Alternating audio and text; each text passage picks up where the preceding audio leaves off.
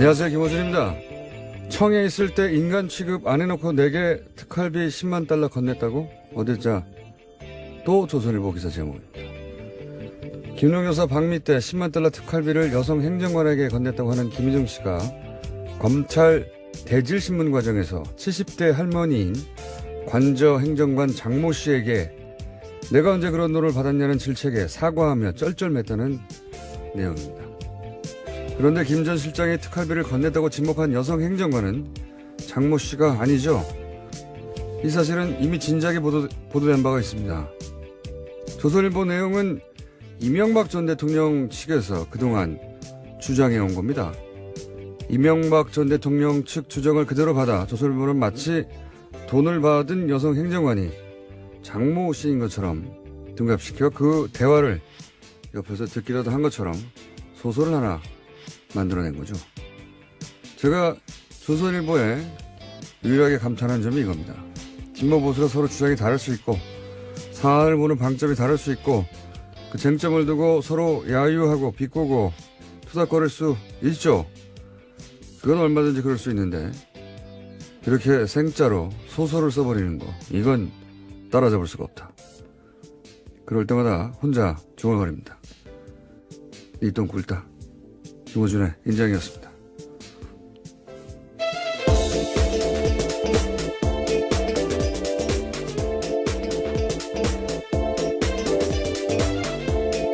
시사인의 김은지입니다. 내가 모르고 한 게 나는 아니라고 보거든요. 조선일보가. 네, 아침부터 변 이야기를. 이 장모 씨가 아니라는 거는 이미 진작에 기자들이 여기저기 장모 씨가 아니라는 사실 자체가 큰 내용이 아니기 때문에 한두 줄씩 이렇게 나오고 지나갔는데 예. 이 70대 할머니 이제 밥을 해준 할머니죠. 예, 오랫동안 그분한테 돈을 건넨 것처럼 해서 그 대화 내용이 아주 생생해요. 막 옆에서 듣기라도 한 것처럼 녹취를 들었을 리가 있습니까? 예, 참네. 네, 그래서 김희중 전 비서관이 어제 JTBC와 인터뷰를 했는데 그에 대해서 분노했다라면서 자신의 신뢰성을 깎으려고 하는 거다라면서 아예 틀린 보도라고 반박했습니다. 그건 김효중 씨가 그렇게 반박하지 않더라도 진작부터 장모 씨, 왜냐면 여성 행정관이 몇 명 두 명인가 세 명 등장했었거든요. 두 명이었던가요? 근데 이제 이 장모 씨라는 분도 소환이 됐어요. 네, 예? 그렇죠. 예. 딱 하나 그거 사실이다라고 예. 인정하고 있습니다. 소환이 됐다는 사실만 가지고 돈을 받은 사람으로 바꿔버린 거예요. 돈을 받은 사람으로 지목한 여성 행정관은 따로 있는데 그리고 그 둘이 다른 사람이라는 것도 이미 보도된 바 있는데 그런데 이제 둔갑을 시킨 거죠. 네, 김희중 비서관이 아니고 전 실장인데요. 이에 대해서는 이런 형태가 그렇죠. 저쪽의 대표적인 그릇이다라고 이야기하고 있습니다. 수법인 거죠, 사실은. 예, 예. 이명박 전 대통령 쪽을 지칭하는 것으로 보이는데.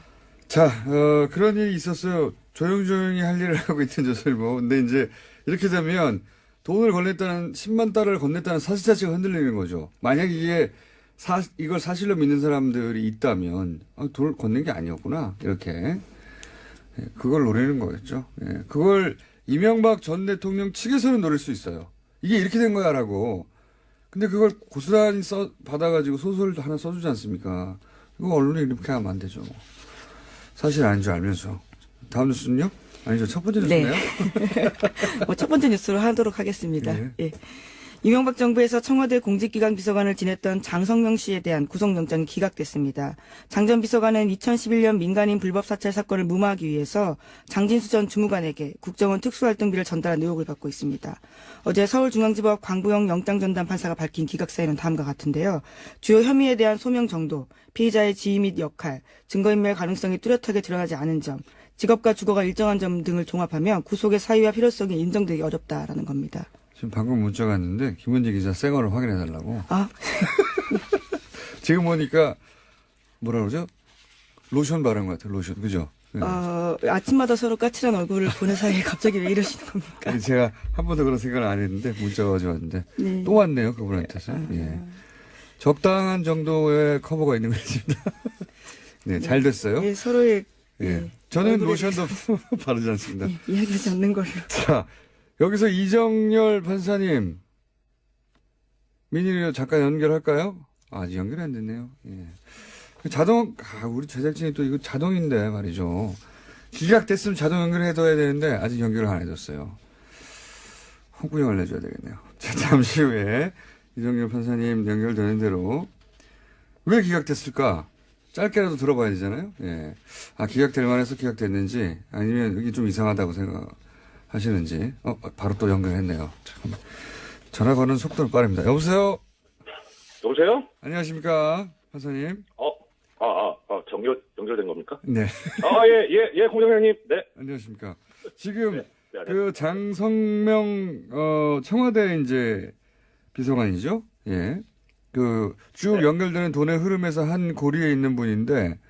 근데, 왜 이분만 기각이 된 거죠? 다른 분들은 구속이 되는데?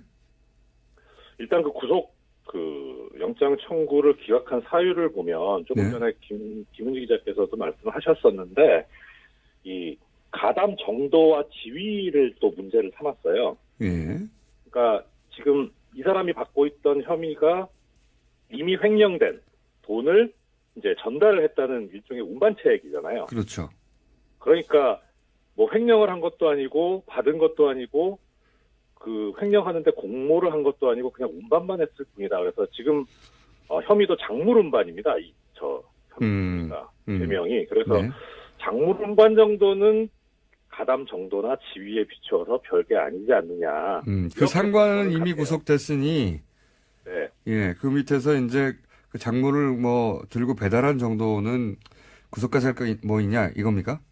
네, 그렇죠. 그런 것 같아요. 그렇게 읽히기는. 예.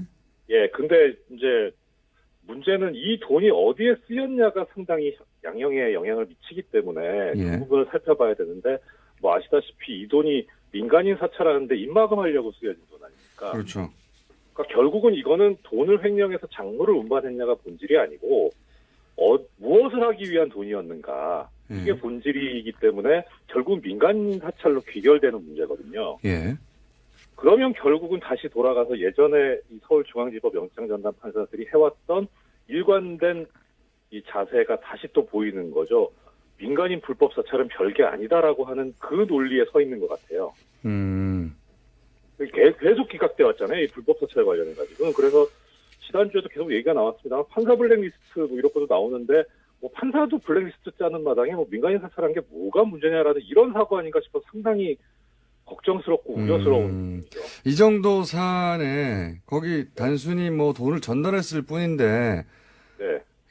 그거 대단한 건 아니잖아. 이런 인식이 있다는 말씀이신 거죠? 그렇죠. 예. 아하. 네, 그냥 본질을 제대로 못 들여다보고 있는 거죠. 그리고 또 하나는, 그래서 들여다본 게 나온 이유가 증거인멸의 우려가 있다고 보기 어렵다 이렇게 했는데, 그 부분도 결국은 하나 이유를 들이대면서 기각하는데 합리화시키려는 이유로밖에 안 보이고요. 뭐 검찰에서도 얘기하고 있습니다만은 지속적으로 이 공범자들을 접촉을 하면서 진술을 바꿔달라, 말을 맞추기를 시도를 하고 그랬었기 때문에 이런 경우는 증거인멸의 우려가 있는데 왜 문제가 안 된다고 본 건지. 예, 그러니까 결국 별게 아니다라고 하면은 별게 아닌 그런 경우는 도주 우려가 없다고만 보기 때문에, 그렇게 되면 증거인멸 우려를 어떻게 볼 것이냐가 남아서 결국 그냥 그 부분을 이렇게 뭉개버린 거 아닌가, 그런 생각이 듭니다. 알겠습니다. 문제점이 그런 게 거기 있군요. 예. 오늘은 짧게 여기까지만 하겠습니다. 네. 혹시 하실 말씀 없습니까? 어제 내용 관련해서. 제가 어제 항의 전화를 하나 받았는데요. 네. 그 판사 블랙리스트 관련해가지고 제가 송모 판사를 언급을 했는데, 그 송모 판사가 둘이 있거든요. 근데 제가 다른 한 분을 생각하셨군요. 예. 예, 그 연결을 하다가 두 사람을 섞어버려가지고 그 모욕적인 발언이 실려있던 그 판사로 오해될 만한 판사에서 엄청난 항의를 받았습니다. 근데 그 친구도 그렇게 이렇게 또 그런 건 아니에요. 판사님. 어제 확인한 거는 현직 판사들도 열심히 듣고 있는 훌륭한 뉴스 공장이다. 네, 지인들과의 관계는 알아서 해결하시고요. 네, 알겠습니다. 말씀 감사합니다. 예, 고맙습니다. 네, 이정철 전 판사였습니다. 네, 관련해서 검찰이 입장을 냈는데 방금 받았는데요. 조금 말씀을 드리면 검찰 수사 과정에서 해외에 있던 유충렬에게 카카오톡 전화로 수차례 은밀하게 연락해서 증거인멸하려고 했다라는 정황이 충분히 발견됐다라고 합니다. 그렇기 때문에 검찰 입장에서는 굉장히 이번 기각이 부당하다라고 이야기하고 있습니다. 사실은 이거는 그 특활비라고 하는 돈의 흐름 혹은 뭐 그 불법성도 중요하지만 그렇게 해서 덮으려고 했던 민간인 사찰 사건은 그러면 그때 당시 제대로 조사됐는가? 또 한 갈래의 그 목표 지점도 있을 수 있거든요. 근데 이제 이런 식으로 중간에 끊어버리면 그게 안 되는 거죠? 네, 또 수사가 진행되는 중에 계속 증거를 인멸하기 위해서 진술을 맞추고 돈 준 사실에 대해서 허위 진술해달라라고 이야기한 카카오톡도 나왔다라고 합니다. 그렇군요. 다시 재청구하겠군요. 자, 다음 순요. 예, 또 다른 영장 소식인데요. 검찰이 군의 댓글 사건도 계속해서 수사 중이라고 합니다. 박근혜 정부 시절에 국방부가 대선 개입 진술을 은폐한 혐의를 두고요. 당시 국방부 수사본부 부본부장이었던 권모 예비역 중령에 대해서 구속영장이 발부됐습니다. 어젯밤 서울중앙지법 권순호 영장전담 부장판사가 밝힌 영장 발부 사유는 다음과 같습니다. 주요 혐의가 소명되고 증거인멸의 염려가 있다라는 겁니다. 이건 말이죠. 계속 지금까지 얘기해왔지만 국방부가 자체 수사하는 것에 대해서 한계가 있다. 이거 처음 다시 수사해야 된다고 말씀드린 연장선상에서 다시 한번 언급할 만한 뉴스인데 당시 국방부가 자체 조사한 거거든요. 당시 네, 자체 조사했을 때는 지금 구속된 권모 전 중령인가요? 예. 네, 부본부장이었습니다. 네. 당시에요. 진술이 어떤 게 나오냐면, 여러분들 덕분에 대선을 치렀다. 잘 치렀다.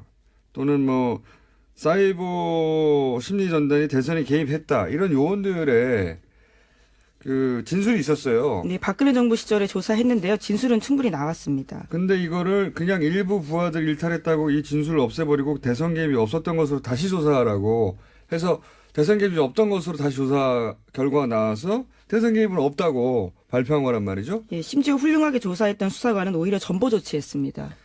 그래서 이 권중령은 이제 퇴임을 했기 때문에 민간인에 대해서 검찰에서 수사해가지고 구속영장 청구했어요.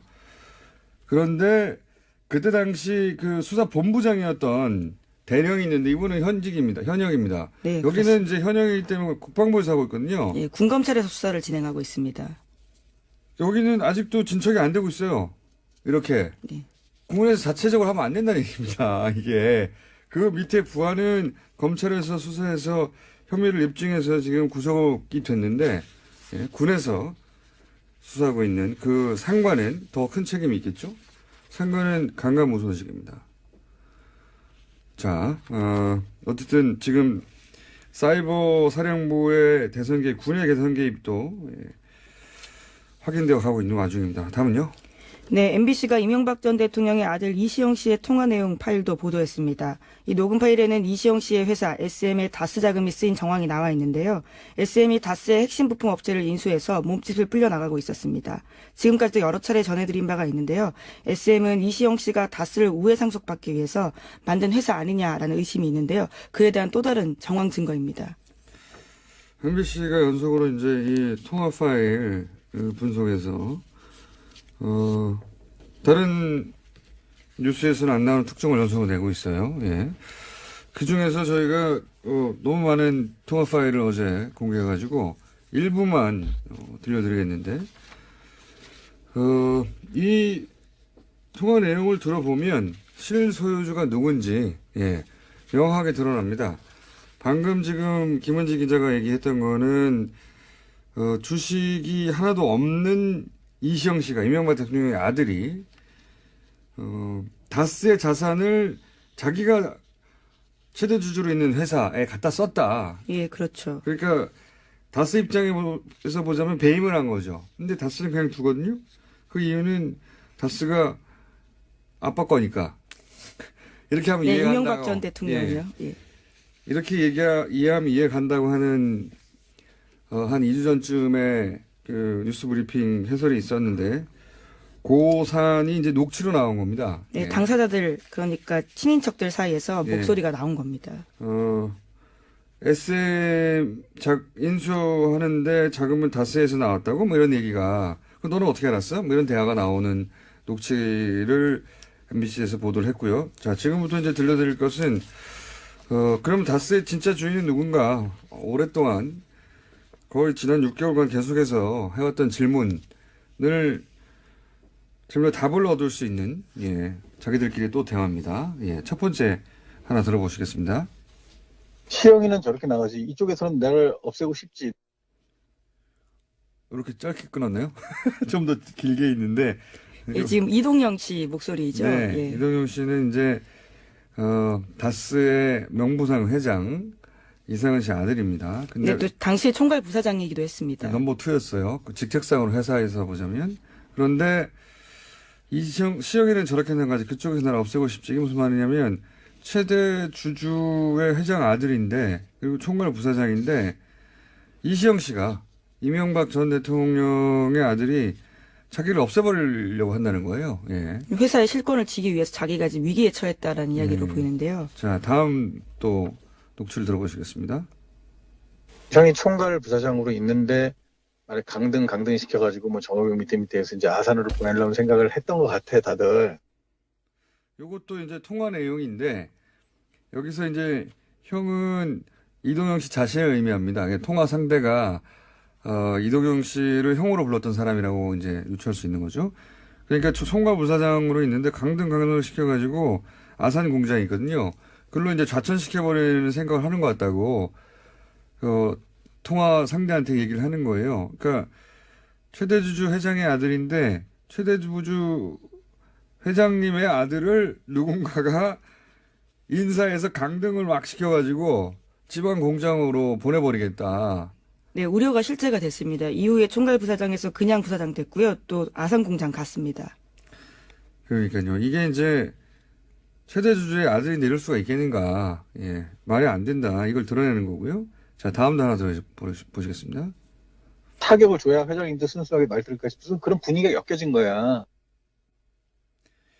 자, 그 뒤에 더 중요한 오디오가 있는데 이걸 또 우리 제작진이 안 땄네요. 홍군형을 또 내줘야 되겠네요. 한 줄 더 있는데 일단 이건 뭐냐면 이동형 씨가 또 하는 말입니다. 자기한테 타격을 줘야 이상한 회장도 순순히 말을 들을 것 같아서 이 얘기는 이제 주식이 하나도 없는 사촌 동생이 최대 주주 아들인 나한테 타격을 줘야 어쨌든 명부상 회장님도 아들을 괴롭히면 뭘 좀 말을 듣지 않겠냐. 이렇게 자기 입장에서 이제 얘기하는 거예요. 자기 입장에서 왜 나를 이렇게 괴롭히냐. 나를 이렇게 괴롭혀야지. 회장님도 말을 듣지 않겠냐. 그런데 더 웃긴 것은 그 뒤에 아무리 필요 없는 의견이라도 회장님 의견도 중요하잖아. 이렇게. 네, 아무리 필요 없는 의견이라고 스스로 말하고 있습니다. 그러니까요. 그러니까 이게 모순되는 이야기죠.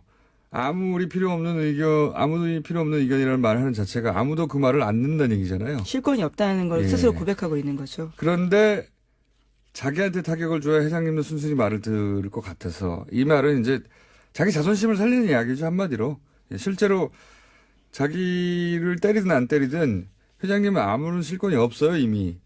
근데 이제 자존심상 나를 이렇게 때려야지. 예. 자기가 무능하거나 다른 이유가 아니라 나를 이렇게 때려야지 저쪽에서 원하는 대로 할 수 있으니까 나를 이렇게 때리는 거지. 내가 그렇게 힘이 세고 영향력이 있다는 얘기를 상대방한테 이제 과시하는 거죠. 예. 왜냐하면 실제로는 영향력이 없으니까요.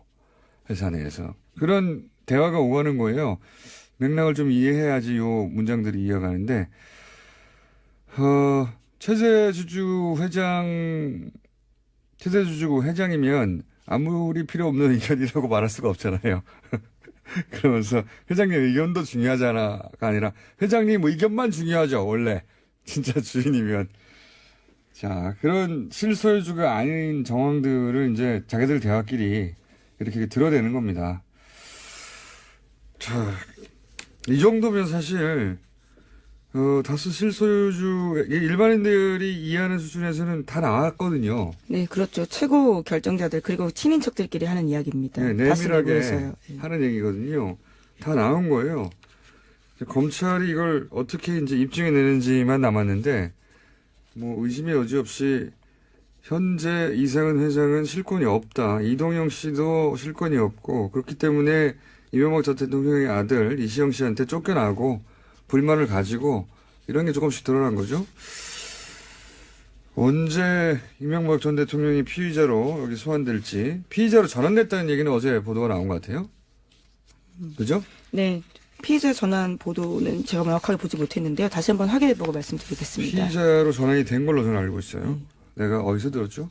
뉴스보다 빨리 들은 것 같기도 하고 뉴스를 본 것 같기도 하고. 자, 한두 가지 정도 더 짚고 넘어갈 수 있을 것 같습니다. 예, 다스 관련된 소식이 좀 더 있어서요. 말씀드리면요. 검찰이 2008년 BBK 특검 수사에서 드러나지 않았던 다스의 추가 비자금 조성 단서를 잡고 수사 중이라고 합니다. 오늘 아침 한겨레 신문이 보도했는데요. 서울 동부지검에서 꾸려진 다스 수사팀이 2007년 12월 이후에도 다스에서 비자금이 추가로 조성된 단서를 찾아서 수사를 확대하고 있다고 합니다.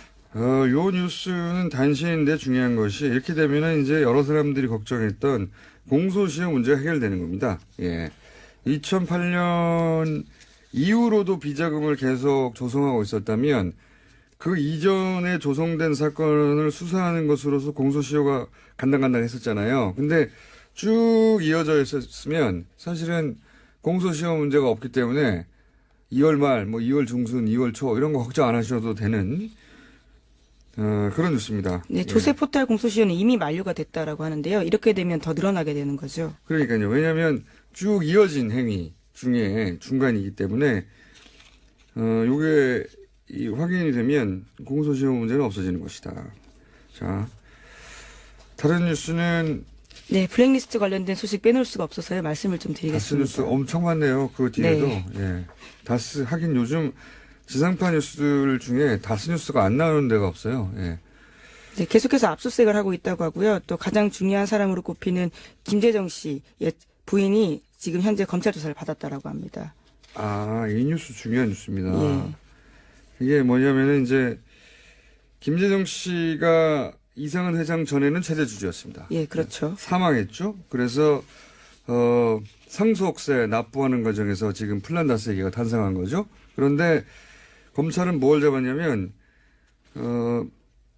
그 권모 씨죠. 지금 남아있는 미망인 권모 씨, 김재정 씨의 부인 권모 씨가 상속세, 권모 씨가 어쨌든 당시 최대 주주가 승계하는 거였으니까요. 근데 지분을 물려받는 과정에서 상속세를 탈루했다고 네, 혐의를 진술했습니다. 혐의를 잡은 겁니다. 이게 왜 중요하냐면 당신이 이제 그 남편이 최대 주주였고 당신이 그걸 상속받는 거였는데 회사의 다스님죠. 매출 규모를 줄여가지고 세금을 줄였지 이렇게 압박하는 겁니다.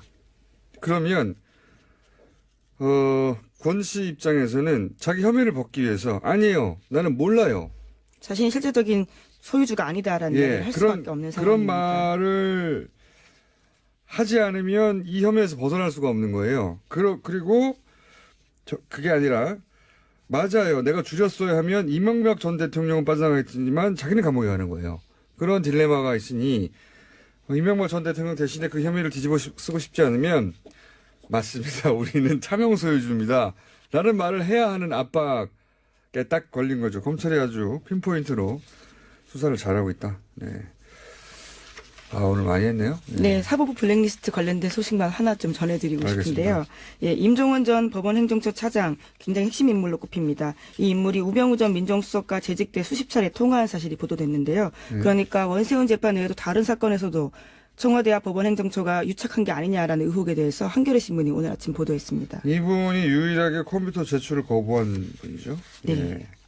근데 여기서 바로 이제 우병우 전 수석과 통화가 이루어졌고, 그리고 우병우 수석과 통화 이후 청와대가 불편해하며 뭐 질책하며 혹은 청와대 눈치를 보면서 이제 법원이 그 판결을 맞춰간 게 아닌가 하는 정황, 그리고 의심되는 정황들이 있는데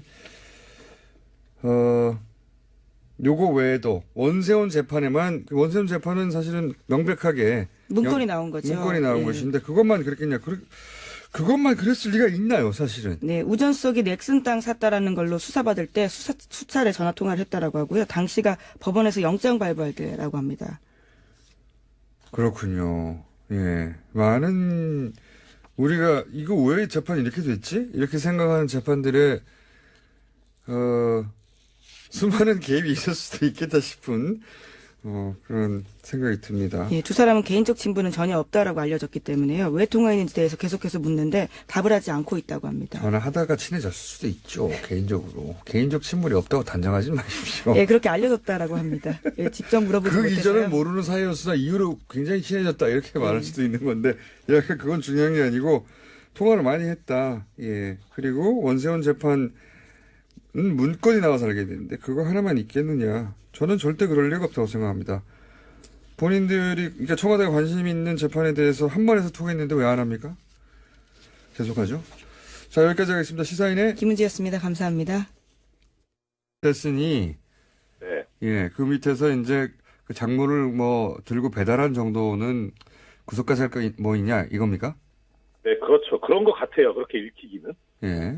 예, 근데 이제 문제는 이 돈이 어디에 쓰였냐가 상당히 양형에 영향을 미치기 때문에 예. 그 부분을 살펴봐야 되는데 뭐 아시다시피 이 돈이 민간인 사찰하는데 입마금하려고 쓰여진 돈 아닙니까? 그렇죠.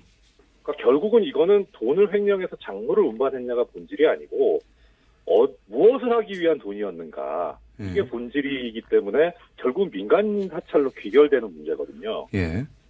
그러면 결국은 다시 돌아가서 예전에 이 서울중앙지법 영장전담 판사들이 해왔던 일관된 이 자세가 다시 또 보이는 거죠. 민간인 불법 사찰은 별게 아니다라고 하는 그 논리에 서 있는 것 같아요.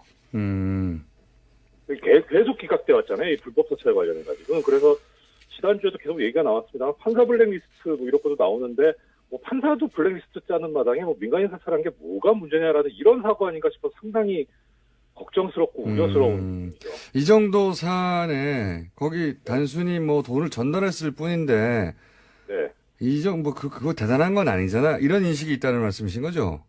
그렇죠. 예. 아하. 네, 그게 본질을 제대로 못 들여다보고 있는 거죠. 그리고 또 하나는 그래서 들여다본 게 나온 이유가 증거인멸의 우려가 있다고 보기 어렵다 이렇게 했는데 그 부분도 결국은 하나 이유를 들이대면서 기각하는데 합리화시키려는 이유로밖에 안 보이고요. 뭐 검찰에서도 얘기하고 있습니다만은 시사인의 김은지입니다. 이거 모르고 하는 게 나는 아니라고 보거든요. 전설부가. 예, 아침부터 변 이야기를. 이 장모 씨가 아니라는 거는 이미 진작에 기자들이 여기저기 뭐 장모 씨가 아니라는 사실 자체가 뭐 큰 내용이 아니기 때문에 한두 줄씩 이렇게 나오고 지나갔는데, 예. 이 70대 할머니, 이제 밥을 해준 할머니죠. 예, 오랫동안. 그분한테 돈을 건넨 것처럼 해서 그 대화 내용이 아주 생생해요. 막 옆에서 듣기라도 한 것처럼 녹취를. 들었을 리가 있습니까? 예, 참네. 네, 그래서 김희중 전 비서관이 어제 JTBC와 인터뷰를 했는데 그에 대해서 분노했다라면서 자신의 신뢰성을 깎으려고 하는 거다라면서 아예 틀린 보도라고 반박했습니다. 그건 뭐 김효중 씨가 그렇게 반박하지 않더라도 진작부터 장모 씨, 왜냐하면 여성 행정관이 몇 명 등장, 2명인가 3명 등장했었거든요. 2명이었던가요? 근데 이제 이 장모 씨라는 분도 소환이 됐어요.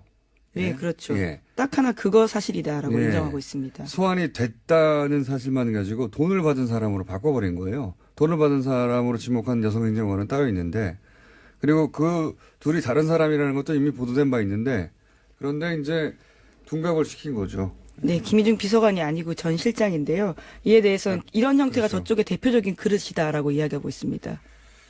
수법인 거죠, 예, 사실은. 예. 이명박 전 대통령 쪽을 지칭하는 것으로 보이는데.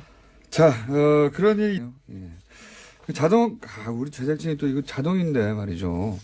기각됐으면 자동 연결해둬야 되는데, 아직 연결을 안 해줬어요. 홍구형을 내줘야 되겠네요. 자, 잠시 후에 이정열 판사님 연결되는 대로, 왜 기각됐을까? 짧게라도 들어봐야 되잖아요. 예. 기각될 만해서 기각됐는지, 아니면 여기 좀 이상하다고 생각하시는지, 바로 또 연결했네요. 잠깐만. 전화 거는 속도는 빠릅니다. 여보세요? 여보세요? 안녕하십니까, 판사님. 연결된 겁니까? 네. 예, 공장장님. 네. 안녕하십니까. 지금, 네, 그 장성명, 청와대 이제 비서관이죠? 예. 쭉 네. 연결되는 돈의 흐름에서 한 고리에 있는 분인데, 네. 근데, 왜 이분만 기각이 된 거죠? 다른 분들은 구속이 되는데? 일단 그 구속 영장 청구를 기각한 사유를 보면 조금 네. 전에 김은지 기자께서도 말씀하셨었는데 이 가담 정도와 지위를 또 문제를 삼았어요. 예. 그러니까 지금 이 사람이 받고 있던 혐의가 이미 횡령된 돈을 이제 전달을 했다는 일종의 운반체액이잖아요. 그렇죠. 그러니까 뭐 횡령을 한 것도 아니고 받은 것도 아니고 그 횡령하는데 공모를 한 것도 아니고 그냥 운반만 했을 뿐이다. 그래서 지금 혐의도 작물 운반입니다. 저 혐의가 죄명이. 그래서 네. 작물 운반 정도는 가담 정도나 지위에 비추어서 별게 아니지 않느냐. 그 상관은 이미 같아요. 구속돼 있었어요. 조용조용히 할 일을 하고 있던 조선일보. 근데 이제 이렇게 되면 돈을 건넸다는 10만 달러를 건넸다는 사실 자체가 흔들리는 거죠. 만약 이게 이걸 사실로 믿는 사람들이 있다면 돈을 건넨 게 아니었구나 이렇게 그걸 노리는 거겠죠. 예. 그걸 이명박 전 대통령 측에서는 노릴 수 있어요. 이게 이렇게 된 거야라고. 근데 그걸 고스란히 받아가지고 소설도 하나 써주지 않습니까? 이거 언론이 이렇게 하면 안 되죠. 사실 아닌 줄 알면서. 다음 뉴스는요? 아니죠. 첫 번째 네. 뉴스네요. 첫 번째 뉴스로 하도록 하겠습니다. 네. 예. 이명박 정부에서 청와대 공직기강 비서관을 지냈던 장성명 씨에 대한 구속영장이 기각됐습니다. 장 전 비서관은 2011년 민간인 불법 사찰 사건을 무마하기 위해서 장진수 전 주무관에게 국정원 특수활동비를 전달한 의혹을 받고 있습니다. 어제 서울중앙지법 광부영 영장전담 판사가 밝힌 기각 사유는 다음과 같은데요. 주요 혐의에 대한 소명 정도, 피의자의 지위 및 역할, 증거인멸 가능성이 뚜렷하게 드러나지 않은 점, 직업과 주거가 일정한 점 등을 종합하면 구속의 사유와 필요성이 인정되기 어렵다라는 겁니다. 지금 방금 문자가 왔는데 김은지 기자 생얼을 확인해달라고. 아, 지금 보니까 뭐라 그러죠? 로션 바른 것 같아요. 로션. 그죠? 네. 아침마다 서로 까칠한 얼굴을 보는 사이에 갑자기 왜 이러시는 겁니까? 아니, 제가 한 번도 그런 생각을 안 했는데 문자가 가져왔는데 네. 또 왔네요. 그분한테서. 예. 적당한 정도의 커버가 있는 것 같습니다. 네, 잘 됐어요. 예, 서로의 예. 예, 저는 얼굴에 로션도 바르지 않습니다. 예, 이야기하지 않는 걸로. 자, 여기서 이정열 판사님, 민희로 잠깐 연결할까요? 아직 연결이 안 됐네. 안녕하세요, 김호준입니다. 청에 있을 때 인간 취급 안 해놓고 내게 특활비 10만 달러 건넸다고? 어디자? 또 조선일보 기사 제목입니다. 김용 여사 방미 때 10만 달러 특활비를 여성 행정관에게 건넸다고 하는 김희정 씨가 검찰 대질신문 과정에서 70대 할머니인 관저 행정관 장모 씨에게 내가 언제 그런 돈을 받았냐는 질책에 사과하며 쩔쩔맸다는 내용입니다. 그런데 김 전 실장이 특활비를 건넸다고 지목한 여성 행정관은 장모 씨가 아니죠. 이 사실은 이미 진작에 보도된 바가 있습니다. 조선일보 내용은 이명박 전 대통령 측에서 그동안 주장해온 겁니다. 이명박 전 대통령 측 주장을 그대로 받아 조선일보는 마치 돈을 받은 여성 행정관이 장모 씨인 것처럼 등갑시켜 그 대화를 옆에서 듣기라도 한 것처럼 소설을 하나 만들어낸 거죠. 제가 조선일보에 유일하게 감탄한 점이 이겁니다. 진보 보수가 서로 주장이 다를 수 있고 사안을 보는 방점이 다를 수 있고 그 쟁점을 두고 서로 야유하고 비꼬고 투닥거릴 수 있죠. 그건 얼마든지 그럴 수 있는데 이렇게 생짜로 소설을 써버리는 거 이건 따라잡을 수가 없다. 그럴 때마다 혼자 중얼거립니다. 이 똥 꿀다. 김호준의 인장이었습니다.